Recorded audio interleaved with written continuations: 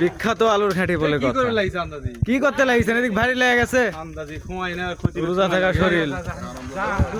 কম হারানো যাও ওই কামের সময় হারা গেছে।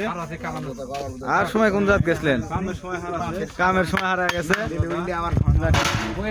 খতিব চা আগে ইফতারের আগেই কিন্তু আগে কিন্তু তরকারি নিয়ে নিলেন। এই যে দেখেন ভিউয়ার্স বন্ধুরা, আমি কিন্তু মিথ্যা বলতেছি না, দেখেন হাতে নাতে প্রমাণ।